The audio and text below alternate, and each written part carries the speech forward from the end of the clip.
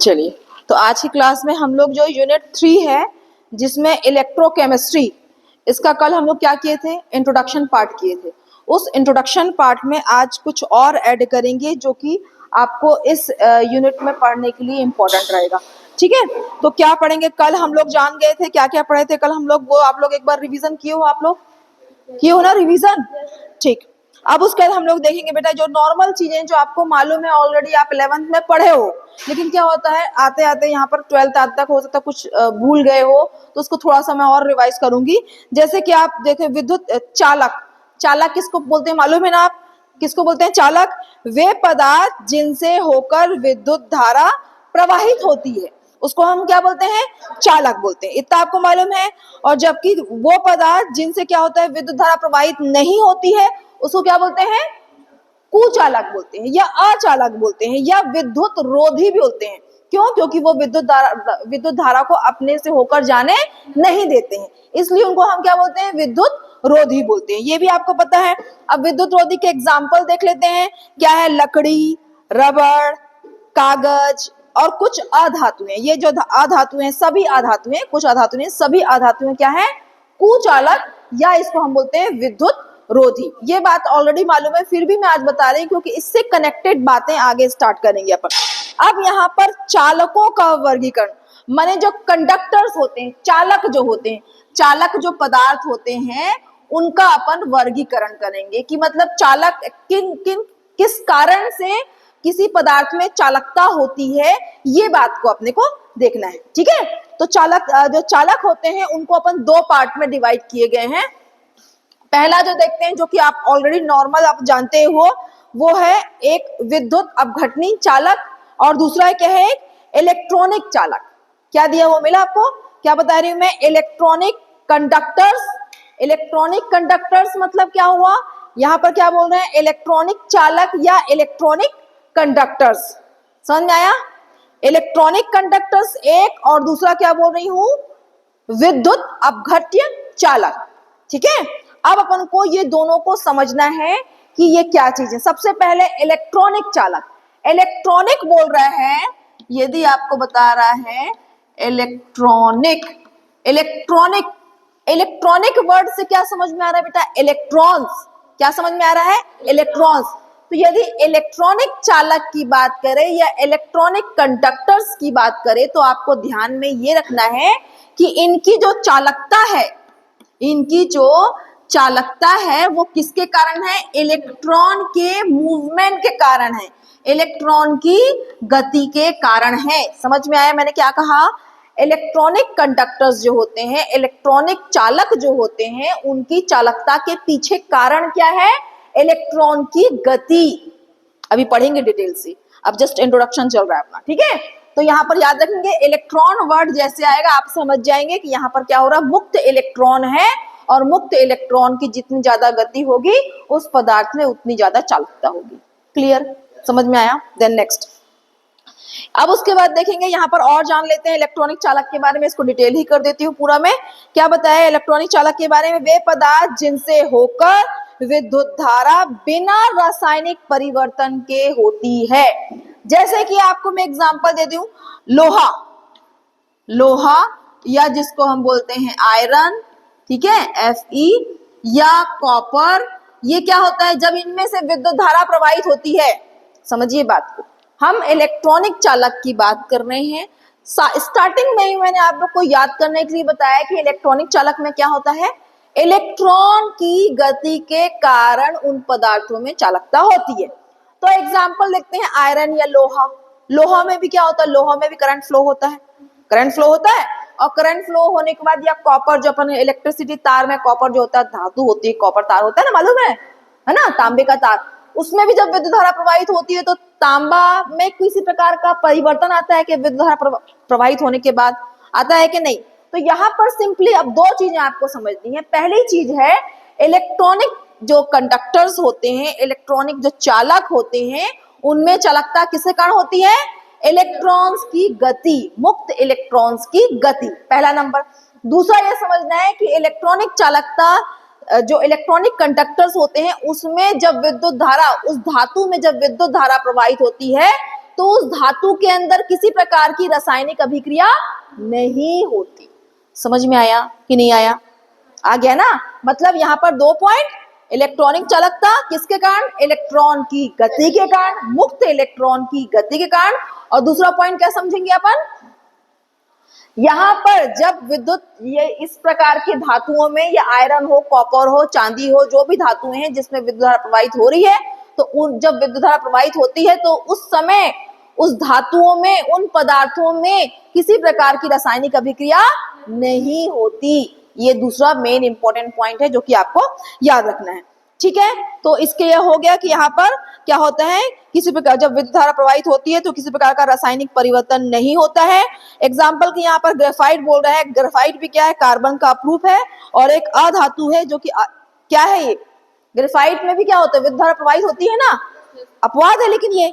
ठीक है, तो इस प्रकार आपको सिर्फ 2 ही चीजें याद रखनी है इसमें, जो मैंने ऑलरेडी बताया। पहला, इलेक्ट्रॉनिक चालकता मुक्त इलेक्ट्रॉन की गति के कारण होता है, और इलेक्ट्रॉनिक चालकता, जो इलेक्ट्रॉनिक चालक पदार्थ होते हैं, जब उनमें विद्युत धारा का प्रवाह होता है तो किसी प्रकार की रासायनिक अभिक्रिया उनके अंदर नहीं होती। क्लियर? समझ में आ गया? तो चलिए, ये हो गया इलेक्ट्रॉनिक चालकता के बारे में। अब अपन बात करते हैं इलेक्ट्रॉनिक कंडक्टर्स की। बात हो गई है, ठीक है, इलेक्ट्रॉनिक कंडक्टर्स इसकी बात हो गई। अब सेकेंड पॉइंट आएंगे। ये इलेक्ट्रॉनिक वर्ड्स देख के पूरे दिमाग में 2 शब्द को आपको ऐड करना है और हो जाएगा। देन नेक्स्ट दे रहे हैं विद्युत अपघट्य चालक, या इसको बोलते हैं इलेक्ट्रोलिटिक कंडक्टर्स। क्या बोलते हैं? Electrolytic conductors. ठीक है, अब यहां पर ध्यान देंगे। यहां पर क्या है? इलेक्ट्रोलिटिक, मतलब यहां पर इलेक्ट्रोलिटिक को हिंदी में बोलते हैं, क्या बोलते हैं? विद्युत अपघट्य। विद्युत अपघट्य चालक। अब विद्युत अपघट्य मतलब यहां नाम से स्पष्ट है, अपघट्य मतलब अपघटन, टूटना। तो यहां पर आपको ध्यान रखना है कि यहां पर जो रासायनिक अभिक्रिया, यहां पर रासायनिक अभिक्रिया होगी अपघटन, क्योंकि नाम से ही स्पष्ट है विद्युत अपघट्य। तो यहाँ पर कौन सी अभिक्रिया होगी? विद्युत अपघटन की अभिक्रिया होगी, जबकि यहाँ पर कोई रासायनिक अभिक्रिया पहले हमने देखा था वहां पर नहीं हो रही थी। क्लियर है? तो इसको डिटेल्स जान लेते हैं। विद्युत अपघट्य चालक या इलेक्ट्रोलिटिक कंडक्टर्स किसको बोलते हैं, इसकी डेफिनेशन देख लेते हैं अपन। वे पदार्थ जिनमें विद्युत चालन इनकी गलित अवस्था या इनके जलीय विलयन के रूप में रासायनिक वियोजन के परिणाम स्वरूप होता है। एकदम एग्जांपल देख लेते हैं, बहुत अच्छे समझ जाएगा। डेफिनेशन तो आपको समझना है ही। जैसे NaCl नमक। नमक आप देखे होंगे गांव में, ये पहले कैसा रहता है नमक? स्टार्टिंग फॉर्म में नमक कैसा रहता है? नमक का डर्रा रहता है ना, डर्रा माना खड़ा फॉर्म रहता है, मालूम है ना। और जो खड़ा फॉर्म रहता है नमक का, वो क्या रहता है? विद्युत का क्या रहता है? विद्युत का कुचालक रहता है। कुचालक रहता है, विद्युत का कुचालक रहता है नमक। स्टार्टिंग में नमक का कुचालक, ये नमक का कुचालक क्यों है ये भी जान लीजिए, क्योंकि Na और Cl के बीच में क्या है बेटा? ये क्या है? बॉन्ड है। तो Na और Cl के बीच में बंध है, तो ये क्या होगा? बंधा हुआ है। मैंने क्या कहा? मुक्त होगा। जब गति होगी तभी इलेक्ट्रॉन, तभी क्या होगा? चालकता बढ़ेगी। तो यहाँ पर एक और चीज अपने को याद रखना है, यहाँ पर चालकता किसके कारण थी? इलेक्ट्रॉन से कारण थी। और यहाँ पर जो विद्युत अपघटन होगा उसके बाद क्या बनता है? NaCl जब टूटेगा, जल में इसको घोलेंगे तो क्या बनेगा? क्या बनेगा? जोर से बोलो। आयंस बनेंगे। क्या बनेंगे? आयंस। सोडियम आयंस बनेगा और एक क्या बनेगा? हाँ, तो यहाँ पर अब आपको ध्यान देना है सेकेंड इंपॉर्टेंट पॉइंट, कि विद्युत अपघटनी अभिक्रियाएं किसमें होती है? विद्युत अपघटनी चालक में होंगी। और ये यहाँ पर जो चालकता का मान है वो किस बात पर निर्भर करेगा? आयंस की गति के पर निर्भर। जैसे कि ऊपर में इलेक्ट्रॉन की गति पर चालकता निर्भर कर रही थी, क्योंकि चालकता का कारण क्या था? इलेक्ट्रॉन की गति थी। वैसे ही इलेक्ट्रोलिटिक कंडक्टर्स में क्या होता है? विद्युत अपघटनी अभिक्रियाएं होंगी पहले, मतलब ये टूटेगा। Na और Cl में, जैसे कि इसको अपन देख लेते हैं, ठीक है, Na+ और Cl-, तो मतलब यहाँ क्या हुआ? अपघटन की अभिक्रिया हुई। ठीक है। और अपघटन की अभिक्रिया के पश्चात क्या बनेगा, आयंस बनेंगे, और आयंस की गति के कारण क्या होगी, उस पदार्थों में चालकता बढ़ेगी, चालकता होगी, मतलब विद्युत धारा का प्रवाह होगा। ओवरऑल कारण क्या है विद्युत धारा के सुचालक होने का कारण क्या है, आयंस का बनना। आयंस बनेगा तब उनमें गति होगी, और गति के कारण क्या होगी, इसमें चालकता। क्लियर है। अब एक पॉइंट और, मैंने अभी स्टार्टिंग में आपको बताया है कि जो नमक होता है NaCl जो होता है वो क्या होता है, जब ठोस फॉर्म में रहता है, सॉलिड फॉर्म में रहता है, वो तो विद्युत का कुचालक रहेगा। क्यों रहेगा, क्योंकि सोडियम और क्लोरीन के बीच में बंध है, बंधा हुआ है ये बंध के रूप में। लेकिन जब इस नमक को हम जल में घोलेंगे तो क्या होगा, जल में डिसॉल्व करने के बाद, घोलने के बाद वो किस में टूट जाएगा, आयंस में टूट जाएगा। Na+ यहाँ पर जो आयंस जब बनेंगे जल में घोलने के बाद, तब क्या होगा, तब वो विद्युत के सुचालक होंगे। तो इसी कारण इसकी डेफिनेशन में दिया हुआ है, परिभाषा में दिया हुआ है, क्या दिया हुआ परिभाषा में देखेंगे कि वे पदार्थ जिनमें विद्युत चालन इनकी गलित अवस्था या इनके जलीय विलयन के रूप में रासायनिक वियोजन के परिणाम स्वरूप होता है। मतलब क्या बोलोगे, जो विद्युत अपघटनी चालन कब हो रहा है, कब हो रहा है, जब पदार्थ जो है गलित अवस्था, मतलब गला हुआ, मेल्ट, या उसका जलीय विलयन बनाया जाए, तब ऐसा कंडीशन में क्या होगा, इनका अपघटन होगा, रासायनिक रूप से अपघटन होगा, और अपघटन के पश्चात क्या बनेगा, आयंस बनेंगे, और फिर आयंस के मूवमेंट का ही रिजल्ट है कि वो क्या है, विद्युत के सुचालक। क्लियर हुआ, ठीक है। तो ये हो गया। अब अपन यहाँ पहुंच गए हैं, क्या पढ़ लिया अपन ने, विद्युत अपघटनी चालक। ठीक है, ये हो गया। क्लियर, समझ में आया कि डाउट है, क्लियर ना। अब अपने को थोड़ा सा और इसमें जानना है कि जो विद्युत अपघट्य पदार्थ होते हैं, विद्युत अपघट्य मतलब अपघटन की, ये जो अभी अपन ने पढ़ा विद्युत अपघट्य चालक पढ़े, तो पदार्थ होंगे, है ना। तो यहाँ पर आपको विद्युत अपघट्य जो पदार्थ होते हैं जिसमें अपघटन की क्रिया होती है, वो दो प्रकार के होते हैं। समझ में आ रहा है, विद्युत अपघट्य पदार्थ दो प्रकार के होते हैं। कौन कौन से, एक स्ट्रॉन्ग इलेक्ट्रोलाइट, स्ट्रॉन्ग मतलब क्या है, प्रबल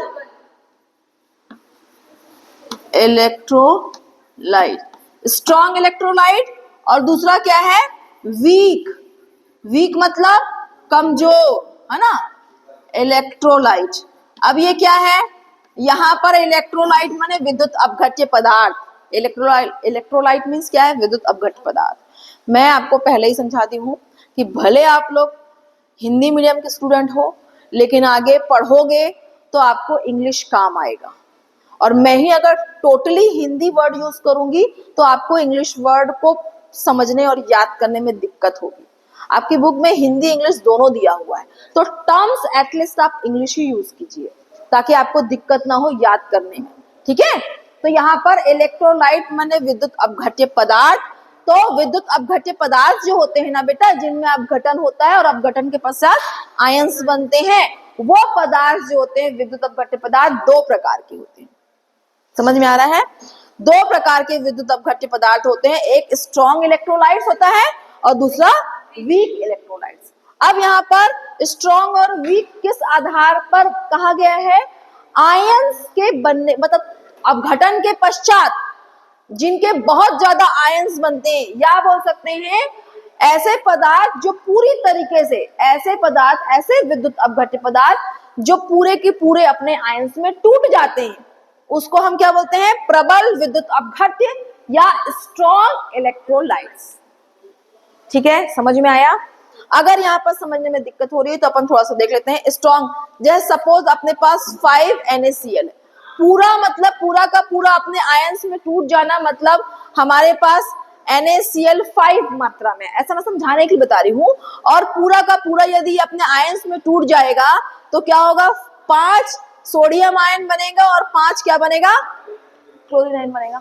ठीक है, तो यहाँ पर क्या, वो पूरा पांचों के पांचों किस में टूट गया बेटा, आयंस में टूट गया। तो अगर यहाँ पर स्ट्रॉन्ग इलेक्ट्रोलाइट्स में क्या होते हैं, वे पदार्थ जो पूरे के पूरे किस में कन्वर्ट हो जाते हैं, अपने आयंस में टूट जाएं, वो क्या कहलाते हैं, स्ट्रॉन्ग इलेक्ट्रोलाइट्स। तो यहाँ डेफिनेशन आप देख लेंगे जैसे बुक में दिया हुआ है, विद्युत अपघट्य को जलीय विलयन में लगभग पूर्णतः आयनित हो जाते हैं। कौन? प्रबल विद्युत। याद रखना, जो विद्युत अपघट्य को जब जल में घोलोगे या वो गलित अवस्था में होंगे तभी वो आयंस में टूटेंगे ना। जैसे नमक का एग्जांपल दिया मैंने, जब वो सॉलिड फॉर्म में रहेंगे तो विद्युत के कुचालक रहेंगे, जब उसको घोलोगे जल में, जलीय विलयन बनाओगे या उनका मेल्ट वाला सिचुएशन रहेगा, पोजीशन रहेगा, तब वो आयंस में टूटेंगे।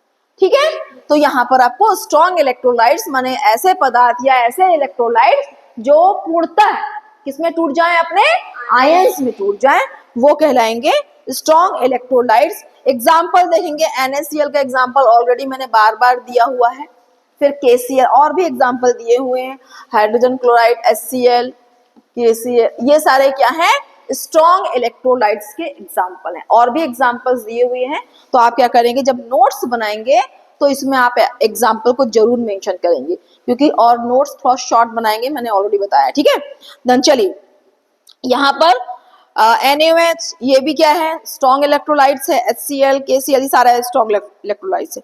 देन नेक्स्ट अपन पढ़ेंगे दुर्बल विद्युत अपघट्य या वीक इलेक्ट्रोलाइट्स। अब ये क्या होते हैं देख लेते हैं। वे इलेक्ट्रोलाइट्स या वे विद्युत अपघट्य जिनका जलीय विलयन में बहुत कम आयनन होता है। बहुत कम आयनन होता है, क्या क्या मतलब होता है बेटा, क्या होता है इसका मतलब, बहुत कम आयन होता है मतलब जैसे कि मैंने यहाँ पर बताया ना, वीक इलेक्ट्रोलाइट्स अपन देखेंगे। सपोज मैं यहाँ पर अभी नाम नहीं लिख रही हूँ, AB कोई पदार्थ है जो कि वीक है, वीक इलेक्ट्रोलाइट्स है, और इसकी मात्रा भी हम 5 ले लेते हैं। ठीक है, अब ये 5 में से क्या हुआ है, इसका सिर्फ 2 ही आयंस बने, A+ और 2 बना है B-। अब 2 आयंस में टूटे, बाकी बचे कितने, 3AB। मतलब पदार्थ में आप देखोगे, यहाँ पर आप देखोगे तो 5 में से क्या हुआ है, 2 ही अणु क्या हुए हैं बेटा, 5 में से 2 ही अणु अपने आयंस में टूटे हैं, और 3 जो है वैसे ही के वैसे AB के फॉर्म में, कंपाउंड के फॉर्म में है। समझ में आए, इसको यहाँ नहीं लिखेंगे क्योंकि ऑलरेडी हमने यहाँ लिख रहे हैं। समझ में आ रहा है, तो आपको सिंपल ही समझना है, स्ट्रॉन्ग इलेक्ट्रोलाइट जो होते हैं, प्रबल विद्युत अपघट्य जो होते हैं, वो पूरे का पूरे अपने आयंस में टूट जाते हैं, जितनी भी संख्या में होंगे वो अपने आयंस में टूट जाएंगे। और जो वीक होता है वो कम मात्रा में, जितनी उनकी टोटल मात्रा होती है उसमें से कम आयंस को वो कम आयंस बनाते हैं या कम मात्रा में आयनित होते हैं, ये टूटते हैं। क्लियर हुआ। अब इसका एग्जाम्पल देख लेते हैं, एसिटिक एसिड CH3COOH, ये क्या है, वीक इलेक्ट्रोलाइट्स है, माने इसको जब जल में घोलेंगे तो ये कम मात्रा में क्या होते हैं, आयंस में टूटते हैं। ठीक है, और भी एग्जांपल्स दिए हुए, इसको देख लेंगे। तो यहां तक समझ में आया आपको, क्लियर है। अब इसी टॉपिक को थोड़ा सा मैं देख लेते हैं। ये स्ट्रॉन्ग इलेक्ट्रोलाइट्स और वीक इलेक्ट्रोलाइट्स ना बेटा वेरी वेरी इंपॉर्टेंट है, क्योंकि आगे अभी काम आएगा, टॉपिक जब पढ़ेंगे तो वहां काम आएगा। अब थोड़ा सा मैंने ये धात्विक चालन और विद्युत अपघटनी चालन, इसमें कभी कभी अंतर पूछता है। किसमें, धात्विक चालन या मेटेलिक कंडक्टेंस, और यहाँ पर एक और दिया हुआ है विद्युत अपघटनी या इलेक्ट्रोलिटिक कंडक्शन, इसको देख लेते हैं। ठीक है, मेटेलिक देखेंगे, मेटेलिक वाले में क्या हुआ है बताओ, क्या हुआ मेटेलिक वाले में, हाँ मेटल्स की बात करेंगे, बिल्कुल टेंशन नहीं लेना। मेटल माने वहां पर जो इलेक्ट्रॉन के मूवमेंट के कारण, मुक्त इलेक्ट्रॉन के मूवमेंट के कारण यहाँ पर क्या हुई है, विद्युत धारा का प्रवाह हुआ है, उत्पादन नहीं हुआ है, प्रवाह हुआ है। भाई करंट तो अपन तार में देते हैं ना, और एक छोर से दूसरे छोर तक इलेक्ट्रॉन के मूवमेंट के कारण प्रवाह होता है विद्युत धारा का। ठीक है, अब ये दूसरा देखेंगे इलेक्ट्रोलिटिक,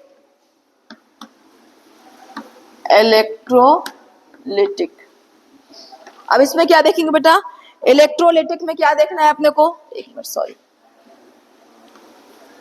इलेक्ट्रोलिटिक वाले में क्या होता है, तो यहाँ पर आपको ध्यान देना, देखो डेफिनेशन पूरे सेंटेंस फॉर्म में आपके बुक में दिया हो, मैं बिल्कुल समझाने का टू द पॉइंट कर रही हूँ। तो क्या देखेंगे अपन, तो इसमें मेटेलिक वाले में अगर अपने देखें तो इसमें विद्युत धारा का प्रवाह किसके कारण होता है? इलेक्ट्रॉन की गति के कारण। और इसमें प्रवाह किसके कारण होता है? आयंस की गति के कारण प्रवाह होगा। ठीक है। और इसमें क्या होगा? केमिकल रिएक्शन होंगी क्या? नहीं। इसमें मेटेलिक कंडक्शंस जो है उसमें किसी प्रकार का, जैसे तांबा में अगर विद्युत धारा का प्रवाह हो रहा है तो वहां पर क्या नहीं हो रहा है? रासायनिक अभिक्रिया नहीं होती है। तो केमिकल रिएक्शन यहाँ पर आप लिख सकते हैं नो केमिकल रिएक्शन। मतलब यहाँ पर क्या होता है? जो केमिकल रिएक्शंस होती हैं वो यहाँ पर नो केमिकल रिएक्शंस। ठीक है। और यहाँ पर क्या हो रहा है? यहाँ पर केमिकल रिएक्शन हो रही है। और कौन सी हो रही है अभिक्रिया? अपघटन की अभिक्रिया हो रही है। अपघटन की अभिक्रिया हो रही है। ठीक है। तो यहाँ पर केमिकल रिएक्शन हो रही है और कौन सी? अपघटन की क्रिया, अपघटन की रासायनिक क्रिया यहाँ पर हो रही है। ठीक है। ये हो गया। अब यहाँ पर मेन पॉइंट आ रहा है जो कि अभी अपन सेल पढ़ेंगे, गैल्वेनिक सेल पढ़ेंगे, वहां काम आएगा। वो पॉइंट है, अब यहाँ पर इलेक्ट्रॉन मूवमेंट कर रहे हैं ना। तो यहाँ पर नेक्स्ट पॉइंट आप देखेंगे कि इस क्रिया में पदार्थ का स्थानांतरण नहीं होता। जब इलेक्ट्रॉन की गति होगी ना तो वहां पर पदार्थ का स्थानांतरण, यहां पर पदार्थ का स्थानांतरण नहीं होता। किसमें नहीं होता? किसमें नहीं होता? बोलो ना। किसमें? धात्विक। ठीक है। मतलब जो धातु जो है उसमें अगर विद्युत धारा प्रवाहित होगी तो ऐसा नहीं कि एक जगह तार मोटा हो जाए और एक जगह तार पतला हो जाए। ऐसा होता है क्या? पदार्थ का स्थानांतरण नहीं होता है, लेकिन पूरा जो तार होगा वो अपने शेप में वैसा ही रहेगा, उसमें कुछ फर्क नहीं आएगा और विद्युत धारा का प्रवाह होता रहेगा। मतलब यहाँ पर किसी प्रकार का पदार्थ का स्थानांतरण नहीं होता है। जबकि इलेक्ट्रोलाइटिक, जहां पर रासायनिक अभिक्रियाएं हो रही हैं, वहां पर क्या होगा? पदार्थ का स्थानांतरण होता है। ठीक है। क्लियर है? समझ में आया? पदार्थ का स्थानांतरण होता है। तो इस वाले में स्थानांतरण पदार्थ का होगा। ये वाले एक एक को समझाते हैं, दूसरे वाले में को अपने आप समझ में आ जाएगा आप लोग को। देन इसके बाद देखेंगे धात्विक चलक में ताप वृद्धि से धात्विक चलकता का मान कम होता है तथा प्रतिरोध में वृद्धि होती है। अब यहाँ पर एक और देख लेते हैं कि ताप को बढ़ाओगे, T मीन्स टेम्परेचर, ताप को बढ़ाने से क्या हो रहा है? चलकता का मान कम हो रहा है। क्यों? क्योंकि प्रतिरोध का मान बढ़ रहा है। अभी प्रतिरोध क्या है वो भी पढ़ेंगे, बस आपको याद रखना है कि ताप वृद्धि से जो है चलकता, धात्विक चलकता की बात करें तो ताप वृद्धि से धात्विक चलकता का मान घट रहा है। क्यों चलकता का मान, धात्विक चलकता का मान क्यों घट रहा है? क्योंकि प्रतिरोध का मान बढ़ रहा। समझ में आया? ताप को अगर बढ़ाओगे, ताप वृद्धि से चालकता का मान, C माने चालकता, और उसका मान घट रहा है। क्यों घट रहा है ये कंडीशन में? क्योंकि प्रतिरोध, R क्या है? प्रतिरोध, वो बढ़ रहा है। समझ में आया? तो यहाँ पर आप ऐसा भी लिख सकते हो कि ताप को बढ़ाने से, अप एरो, ऊपर वाला एरो, या शॉर्टकट नोट्स बनाने में काम आता है ये सिंबल। ठीक है। ताप को यदि बढ़ाओगे तो इस वाले मेटेलिक चलकता की बात करें तो चलकता का मान घटेगा। क्यों घटेगा? क्योंकि प्रतिरोध का मान बढ़ रहा है, रुकावट बढ़ रही है, तो विद्युत धारा के प्रवाह में कमी आएगी। अब इसका उल्टा कर देते हैं यहाँ पर। अब यहाँ पर इस वाली सिचुएशन में क्या होगा बेटा? इस वाली सिचुएशन में यदि ताप बढ़ाओगे तो आपको मालूम है यहाँ पर चलकता किसके कारण है? आयंस के कारण है। और आपको मालूम है ताप बढ़ाने से आयंस की गति क्या होती है? बढ़ जाती है। मालूम है ना? तो यहाँ पर इस वाले केस में ताप वृद्धि से जो विद्युत अपघटनी चालकता है उसका मान क्या होगा? बढ़ेगा। क्यों? आपको कारण भी लिखना है कि यहाँ पर ताप बढ़ाने से चालकता, C माने चालकता, इसका मान भी बढ़ रहा है। क्यों बढ़ रहा है? क्योंकि क्या हुआ यहाँ पर? आयंस की गति बढ़ गई है। तो जैसे जैसे आयंस की गति बढ़ेगी चालकता का मान बढ़ेगा। समझ में आ गई बात? क्लियर है? ठीक है। तो इस प्रकार से आज हमने क्या क्या पढ़ लिया, जो 2 पॉइंट पढ़े हैं उसको देखेंगे। क्लियर है? और उसके बाद यहाँ पर नेक्स्ट अपन देख लेंगे। ये पूरा पॉइंट पढ़ लिए, ठीक है, आगे नेक्स्ट पढ़ेंगे।